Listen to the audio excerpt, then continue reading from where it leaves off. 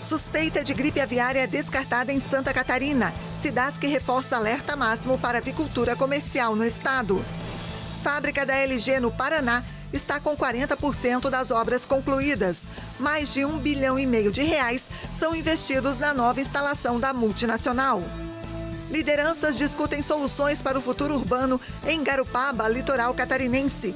Evento da ACIG destaca saneamento como base do desenvolvimento sustentável no município. Deslizamento de terra no sudoeste da China deixa pelo menos 4 mortos. 17 estão desaparecidos. Modric anuncia saída do Real Madrid. Meio-campista deixará o clube depois da Copa do Mundo de Clubes nos Estados Unidos. E você vai ver também cuidar da aparência em meio à guerra. Para muitas mulheres, uma válvula de escape que ameniza a tensão do conflito. Essas e outras notícias a partir de agora no Pix News.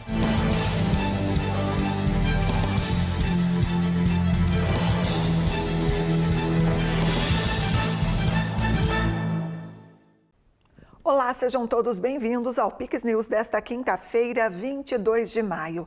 Agora no horário de Brasília, 8h04. O governo de Santa Catarina descartou a suspeita de influenza aviária no oeste do estado. O resultado foi confirmado pelo Ministério da Agricultura nesta quinta-feira. Após análise laboratorial, foi confirmado que o caso registrado em Palmirim não se trata de influenza aviária de alta patogenicidade. A suspeita havia sido notificada no último final de semana, mas o laudo oficial descartou a doença. Mesmo com a exclusão da gripe aviária, o caso segue em investigação para definir a causa da mortalidade das aves, o que deve ser concluído em até uma semana. Outras amostras serão coletadas a fim de que o Ministério continue fazendo as análises e consiga fazer o diagnóstico final de qual patologia está acometendo aquelas aves. Mas a boa notícia é que não se trata de influenza aviária de alta patogenicidade. Segundo a Cidasc, a vigilância permanece ativa em todo o estado, como parte da rotina do Serviço Veterinário Oficial. O alerta máximo permanece em vigor e o aumento das notificações é considerado normal em momentos como esse. A Cidasc orienta que qualquer suspeita de doença em aves seja imediatamente notificada, especialmente em casos de sinais respiratórios ou neurológicos, como dificuldade para respirar, olhos lacrimejantes, andar cambaleante, torcicólogo ou mortalidade alta e repentina. Com a chegada do mês de maio, é esperado então que aconteça um aumento dessas demandas de chamamentos de suspeitas por conta da migração das aves que passam vindo da Patagônia, subindo o país. Então, estamos em procedimento normal, é esperado um aumento de suspeitas na época de migração das aves livres. Estamos atendendo a todos, são pouquíssimos casos no estado suspeitos. Santa Catarina reforçou as ações de defesa sanitária, incluindo o monitoramento das movimentações de aves e ovos férteis, a vigilância ativa em propriedades que receberam animais da região do foco e a inspeção de cargas na divisa com o Rio Grande do Sul. Os veterinários da Cidasc também foram instruídos a redobrar a atenção nos casos de síndrome respiratória ou nervosa em aves e redobrar as orientações em plantéis comerciais e substâncias sobre biosseguridade. O consumo de carne de aves e ovos segue seguro, sem qualquer risco ao consumidor final. Desta forma, continuamos com o status de Santa Catarina como livre de influenza aviária em avicultura comercial. O governo do estado continua solicitando a toda a população, os avicultores, que mantenham as medidas de biosseguridade e que informem a Cidasc em caso de mortalidade e de sintomas respiratórios e nervosos. O vice-governador do Paraná, Darcy Piana, visitou as obras da nova fábrica de eletrodomésticos da LG Electronics, na cidade de Fazenda Rio Grande, que fica na região metropolitana de Curitiba. A nova unidade conta com investimento superior a R$1,5 bilhão. A fábrica em Fazenda Rio Grande vai produzir neste primeiro momento apenas geladeiras. A ideia é que a unidade passe a produzir também lavadoras e secadoras de roupas, dentro da linha branca da LG. A planta industrial da multinacional coreana está 40% concluída e vai beneficiar mais de 1.000 empregos diretos e mais que o dobro de indiretos. Mais uma indústria que acredita no nosso estado e vem investir quase 2 bilhões de reais numa nova fábrica produzindo geladeiras e eletrodoméstico no nosso estado, permitindo mais de 1.000 funcionários que vão se beneficiar com a chegada dessa fábrica aqui na Fazenda Rio Grande. A vinda de uma indústria para o Paraná foi articulada pelo governador Ratinho Júnior após missão internacional à Coreia do Sul em 2023.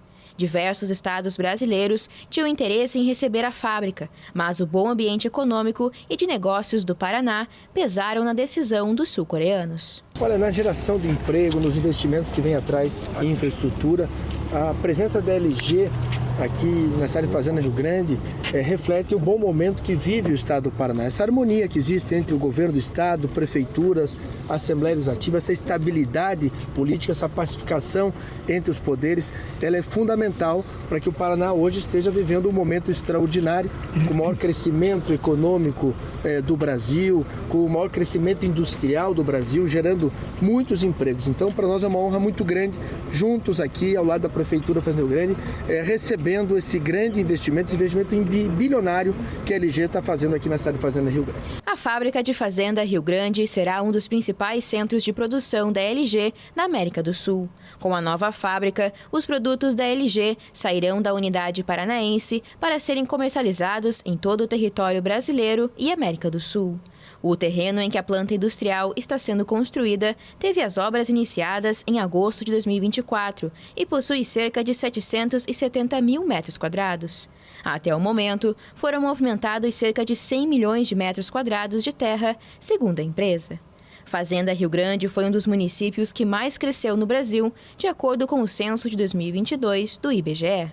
Nós estamos desapropriando mais 30 mil metros para fazer 3 acessos aqui para se chegar nessa grande planta fabril, e isso só comprova o desenvolvimento econômico que Fazenda Rio Grande teve nos últimos anos. Nós saltamos de 39º em geração de emprego em 2020 para 15º em 2024. Em 2020, Fazenda Rio Grande tinha 7.000 e poucas empresas abertas. No final do ano passado, totalizou mais de 20.000 novos CNPJs ativos em Fazenda Rio Grande. Isso comprovando que não só as pessoas chegam aqui, mas muitos investimentos também vêm para a nossa cidade. A conclusão das obras da nova fábrica da LG em Fazenda Rio Grande está prevista para janeiro de 2026, com a inauguração marcada para o mês seguinte. Os Ministérios da Fazenda e do Planejamento e Orçamento anunciaram hoje um bloqueio de 31,3 bilhões de reais no orçamento deste ano. O congelamento ocorre por conta do limite de gastos do arcabouço fiscal. O governo também anunciou aumento no Imposto sobre Operação Financeira, o IOF. Os ministros Fernando Haddad, da Fazenda, e Simone Tebet, do Planejamento, apresentaram o relatório de avaliação de receitas e despesas primárias do segundo bimestre. E, segundo eles, o bloqueio será feito nos gastos livres dos ministérios. O detalhamento dos ministérios atingidos pelo congelamento será divulgado nos próximos dias. Empresários e líderes de Garopaba se reuniram para a segunda edição do Almoço de Líderes da Associação Empresarial de Garopaba. O evento trouxe à mesa um dos temas mais urgentes para o desenvolvimento sustentável da cidade, o saneamento básico. Em pauta, boas práticas, soluções reais e um exemplo de sucesso que veio do sul do estado, do município de Tubarão. Empresários e líderes de Garopaba se reuniram nesta quarta-feira para a segunda edição do Almoço de Líderes da ACIG. O encontro teve como foco o debate sobre o futuro sustentável da cidade, com ênfase no saneamento básico, tema essencial para o desenvolvimento urbano e a qualidade de vida da população. E um evento como esse, junto com a Associação Empresarial, promovido pela Associação Empresarial de Garopaba, com mais de 100 empresários locais e regionais presentes, ele mostra o quanto é importante a gente debater o tema e achar soluções, tanto com a Casan quanto com a iniciativa privada, para que no curto, médio e longo prazo a gente tenha solucionado esse que é um dos nossos principais gargalos na cidade de Garopaba. Durante o evento, os participantes conheceram o case da Tubarão Saneamento S.A., uma referência em gestão eficiente de infraestrutura e serviços de água e esgoto. As práticas apresentadas despertaram interesse pela aplicabilidade em Garopaba. A solução encontrada por Tubarão, que foi conceder o serviço para uma empresa privada através de uma licitação, vencida pela Tubarão Saneamento. E aí nós temos 30 anos de contrato para implementar as metas, né? O contrato é cheio de metas de cobertura e atendimento de água e de esgoto. Então nós estamos fazendo os investimentos desde 2012 para que a cidade tenha o seu sistema de saneamento, que a água já existia, aprimoramos, mas o esgoto era zero e hoje nós já temos 53% de cobertura de toda a cidade de Tubarão. Mais do que uma palestra, o almoço de líderes promoveu uma rica troca de experiências e reforçou o papel do setor empresarial na construção de uma cidade mais sustentável. O evento também foi uma oportunidade de networking entre lideranças que pensam o futuro da cidade. Um dos principais indutores do turismo no nosso estado de Santa Catarina, Garopaba, a gente precisa estar saindo na frente, a gente tem que buscar fazer acontecer, não dá para a gente ficar esperando acontecer, né? A gente precisa, nossa população clama, então a gente, enquanto gestores, no momento, a gente precisa dar andamento, dar agilidade e sair do nosso 0% de tratamento de esgoto, que ninguém está feliz com isso, ninguém está satisfeito com isso. Nós vamos brigar cada minuto, cada segundo para que isso aconteça o mais rápido possível. Moradores ilhados no oeste catarinense. Fortes chuvas atingiram a região na madrugada desta quinta, provocando queda de árvores e deixando mais de 100 casas destelhadas, entre outros estragos, na cidade de São Miguel do Oeste. Segundo a Defesa Civil, uma tempestade severa se formou na divisa com a Argentina por conta da frente fria que atua em Santa Catarina. Não há registro de pessoas feridas. De acordo com os meteorologistas, a chuva começa a dar trégua no estado a partir desta sexta-feira. Agora uma pausa e você vai ver a seguir. Mais mortes em Gaza. Pelo menos 52 pessoas morrem nesta quinta-feira em ataques israelenses. Cuidar da aparência em meio à guerra. Para muitas mulheres, uma válvula de escape que ameniza a tensão do conflito. E no esporte, Copa do Brasil tem noite cheia de gols. Os detalhes já com Vinícius Pacheco. Voltamos em instantes. Ai, quanta promoção no Comprão! Ai, que descontão! No Comprão sempre dá pra levar mais. Banana caturra, 1,69 o quilo no Clube K. Ovos vermelhos ou brancos com 30, 17,99. Alcatra com maminha a vácuo, 37,79 o quilo. Arroz parboilizado Kika, 1 quilo, apenas 2,99 no Clube K. Feijão preto caldão tipo 1 de 1 quilo, 4,89. Lava-roupas brilhante 4 quilos, 29,99. Melhor preço é no Comprão. Ai, que loucura! Mais importante que falar dos 46 mil benefícios oferecidos em universidades catarinenses é falar das histórias que o programa Universidade Gratuita está ajudando a escrever. Em 2 anos, o governo pagou as mensalidades de milhares de alunos, tornando possível o sonho da faculdade em todas as regiões do estado. Informações? Acesse o site. Programa Universidade Gratuita. Oportunidade para quem precisa. Governo de Santa Catarina. O que é Garopaba? É luz, é verão, é esporte, é música, é tainha, é tempero, é história, é encanto, é tradição, é cultura, é pra criança, é pra família.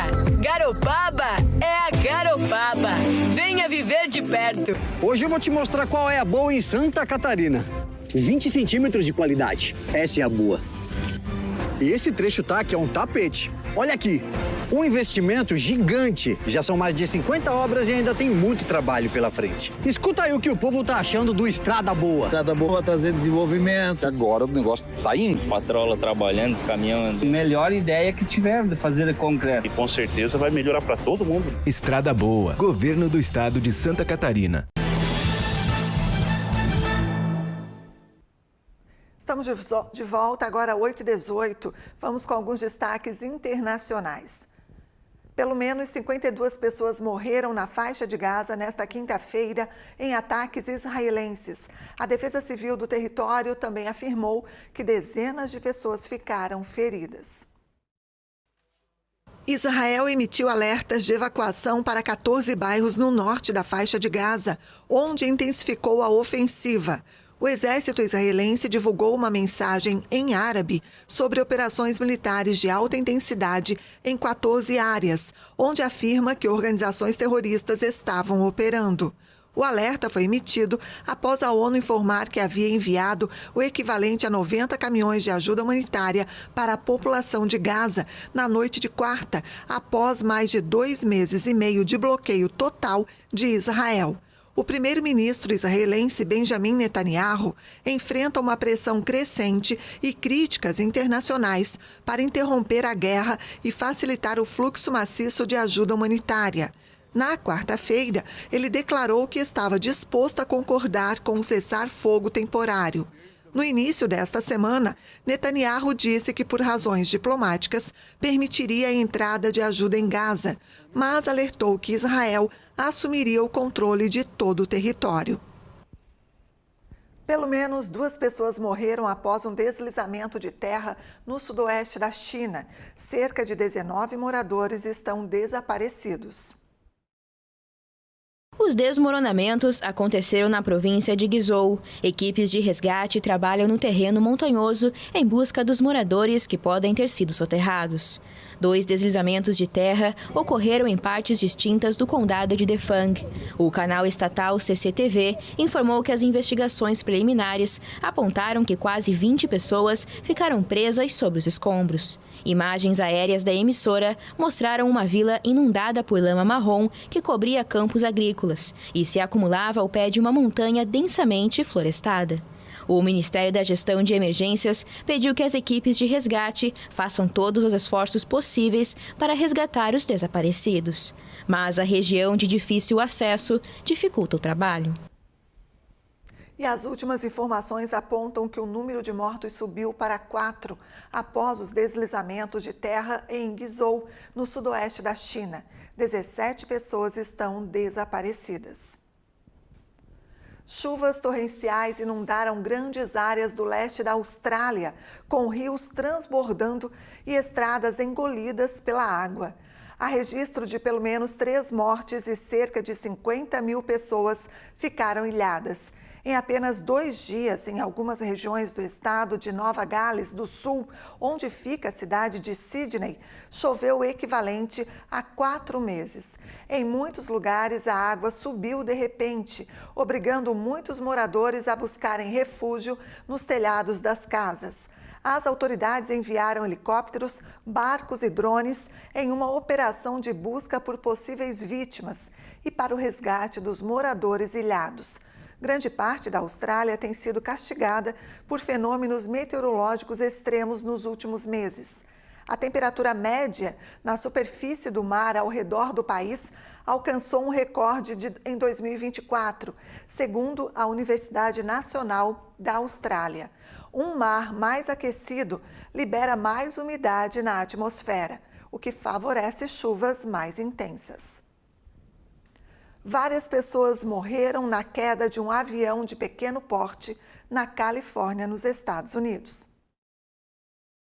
Um pequeno jato particular caiu em um complexo habitacional militar em San Diego na madrugada desta quinta, matando várias pessoas e causando um incêndio que destruiu carros e casas. De acordo com a Administração Federal de Aviação, a aeronave caiu por volta das 13h45 no horário local, atingindo o bairro de Murphy Canyon. A área é repleta de casas baixas e é conhecida como um dos maiores conjuntos habitacionais militares do mundo. As chamas consumiram fileiras de veículos estacionados e mais de 10 casas foram destruídas ou danificadas. As autoridades acreditam que todas as vítimas estavam no avião, mas o registro de passageiros ainda está sendo verificado. É verdade, temos várias mortes. Pelo que encontramos até agora no local, acreditamos que temos várias mortes, mas teremos que investigar, levar o tempo que for necessário e garantir exatamente o que temos. O jato Cessna 550 vinha da região centro-oeste, onde também estava registrado. A aeronave, que pode transportar de 8 a 10 pessoas, caiu perto do aeroporto executivo Montgomery Gibbs. O prefeito de San Diego, Todd Gloria, expressou condolências aos afetados e elogiou a rápida atuação dos socorristas. A Câmara de Representantes dos Estados Unidos, de maioria republicana, aprovou nesta quinta-feira o projeto de lei orçamentária do presidente Donald Trump. O pacote agora tem que passar pelo Senado. O pacote combina isenções fiscais e corte nos gastos públicos, que, de acordo com os críticos, ameaça desmantelar a cobertura de saúde e provocar a disparada da dívida do país. O orçamento, que Trump chama de grande e lindo projeto de lei, ainda deve passar pelo Senado e permitiria ao republicano cumprir algumas das promessas de campanha, como ampliar as enormes isenções fiscais aplicadas desde o primeiro mandato, que expiram no final do ano. De acordo com a Comissão Independente do Congresso, a extensão, ao lado de outras medidas fiscais, aumentaria o déficit federal em mais de 4,8 trilhões de dólares na próxima década, o equivalente a 27 trilhões de reais. Para compensar a isenção custosa, o projeto de lei exige cortes significativos nos gastos federais, em particular no programa Medicaid, o seguro de saúde ampliado, instaurado no governo do democrata Barack Obama, e do qual dependem mais de 70 milhões de americanos. O projeto foi aprovado por 215 votos, com 214 contrários, depois que os republicanos conseguiram conter uma rebelião interna da ala mais conservadora do partido, que ameaçava bloquear o texto. Na ala moderada do Partido Republicano, existe a preocupação de que os cortes significativos no Medicaid representem um risco elevado antes das eleições de meio de mandato programadas para novembro de 2026. O projeto agora deve seguir para o Senado, onde os republicanos já manifestaram a disposição de incluir mudanças, enquanto o governo espera a aprovação definitiva do orçamento até 4 de julho, dia da independência dos Estados Unidos. A Rússia invadiu a Ucrânia em fevereiro de 2022, mas isso não impediu os ucranianos de irem ao cabeleireiro ou esteticista. Cuidar da aparência virou uma válvula de escape para esquecer um pouco da tensão do conflito. Cuidar da beleza é importante em qualquer lugar do mundo e nada vai impedir Olena Sologub de se preocupar com a aparência, mesmo que bombas russas caiam sobre a cidade onde mora, no leste da Ucrânia. As tropas do Kremlin estão a menos de 20 quilômetros de Kramatorsk, alvo frequente de drones e mísseis que destruíram edifícios e deixaram muitos mortos e feridos. Mas para Olena e outras ucranianas, perto da linha de frente, os cuidados com a beleza representam uma válvula de escape que impede que uma guerra atrapalhe a vida delas. Isso me faz sentir um pouco melhor mentalmente, porque pelo menos você está fazendo algo para si mesmo. Algo todos os dias. Você não perde o contato com a realidade, porque ela é constante. Houve o bombardeio de novo ontem à noite e é realmente assustador. Mas me cuidar me ajuda a sobreviver. Em um pequeno salão de beleza na cidade de Druskivka, Evgenia Gotavitsova diz que ainda tem bastante clientes e a agenda está cheia com um mês de antecedência. Oficialmente, o trabalho dela é cortar e pintar cabelos, mas na verdade, ela tenta ajudar as clientes a relaxar e colocar o papo em dia. As meninas vêm aqui para relaxar. Elas às vezes cortam só 1 centímetro, Temos um ambiente ótimo, temos café, chá e boas vibrações. Elas saem daqui se sentindo inspiradas, até as militares, as médicas. Elas não são pessoas? Claro que são. Elas vêm aqui e esquecem de tudo. Conversamos sobre nossas vidas, sobre o planeta, sobre a natureza, para realmente nos desconectarmos de tudo. Isso é muito importante. Os salões de beleza são comuns, assim como clínicas de cirurgia estética. A empresária Katerina Silevtsova é uma cliente habitual. Vai ao cabeleireiro uma vez por mês e consulta uma esteticista a cada 3 semanas. Talvez seja só uma coincidência, mas desde o início da guerra comecei a prestar mais atenção e a dedicar mais tempo a mim mesma do que antes. Porque em algum momento surge uma reavaliação de valores. Não há tempo, tudo pode acabar a qualquer momento. Hoje, amanhã, não sabemos se vamos acordar ou não. Cuidar de si e esquecer os problemas de uma guerra se tornou essencial para essas ucranianas. Uma distração para seguir a vida de forma mais bela.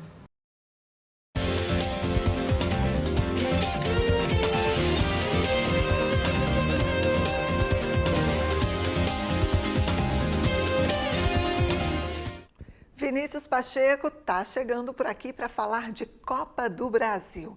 Que noite, hein, Vini? Um verdadeiro espetáculo no que se refere a gols. Porque quando a gente vê uma partida de futebol, o que a gente quer é ver gol, né? E de gol a gente não pode reclamar na noite de ontem, nos principais jogos ou em alguns dos jogos da Copa do Brasil. Boa noite, bem-vindo. Boa noite, André. Boa noite a todos que nos acompanham aqui no Pix News.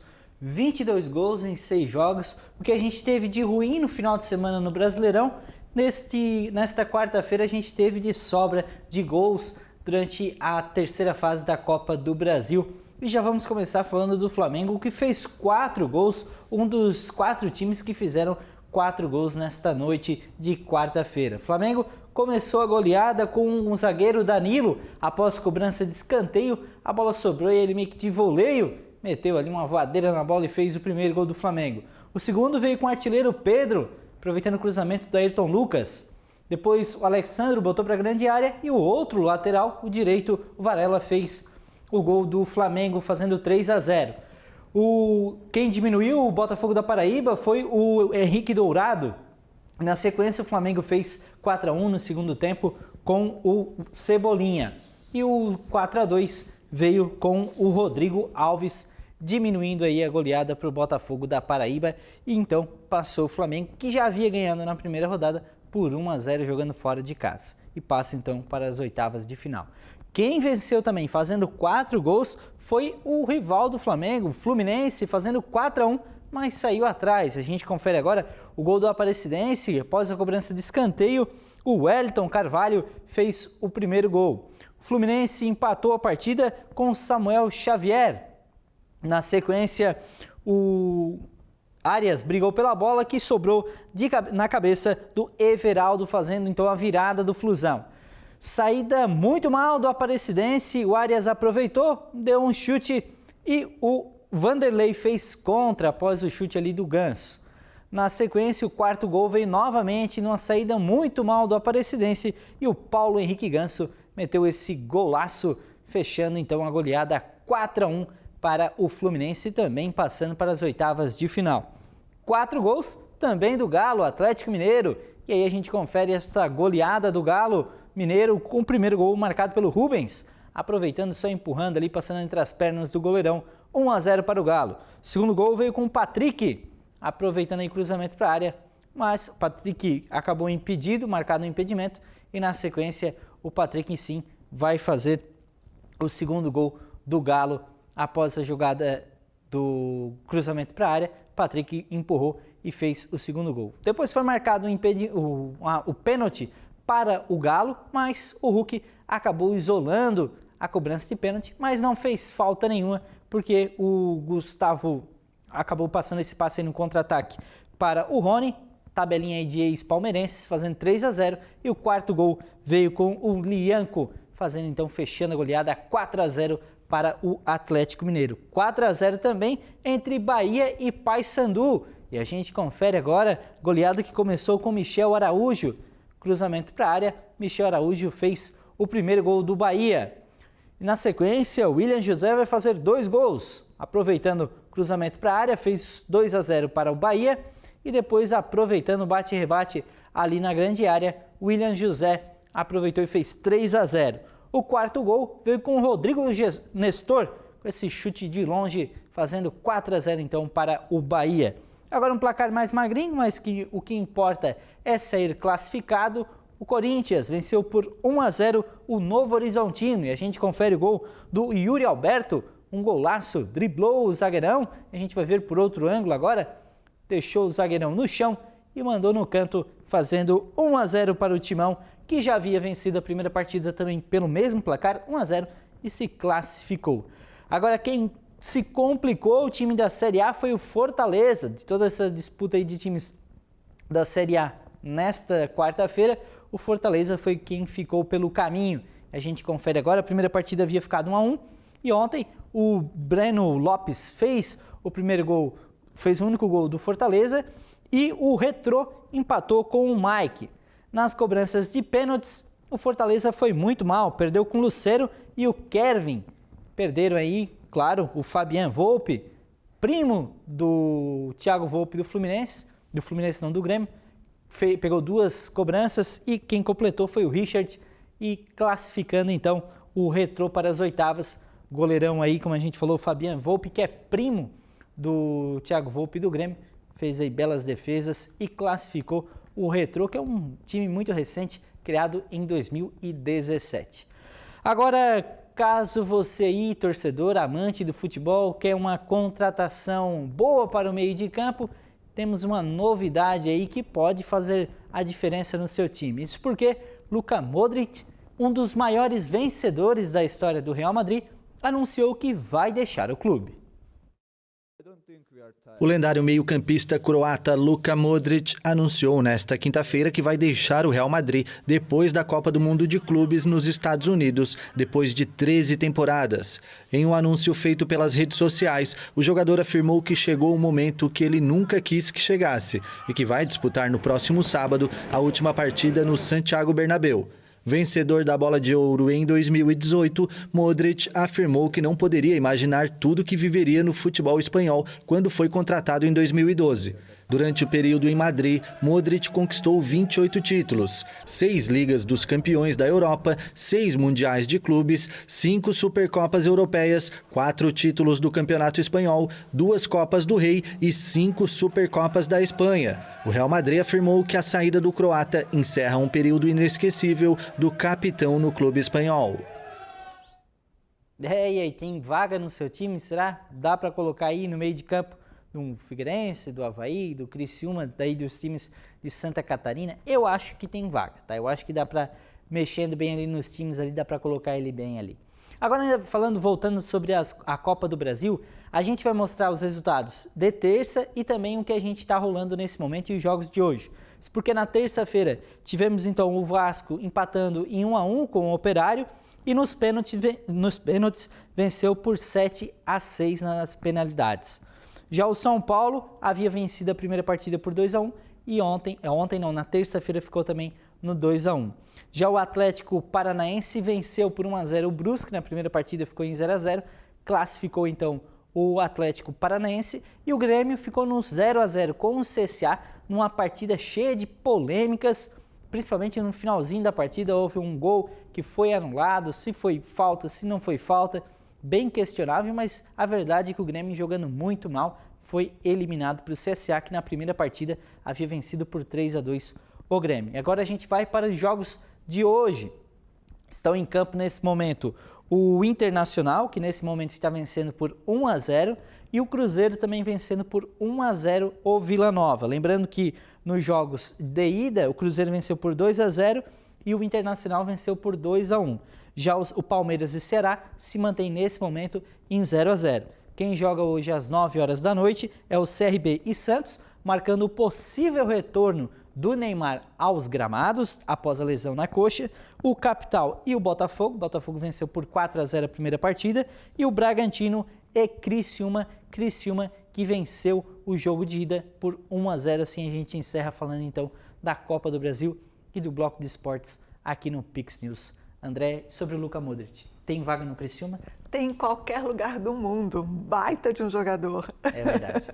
Principalmente no Brasil, né? Principalmente falando dos times brasileiros, precisa, camisa 10 hoje está em defasagem hoje. Seria muito bom, principalmente para a nossa seleção. Pena que não pode, mas bem que teria lugar para ele, né?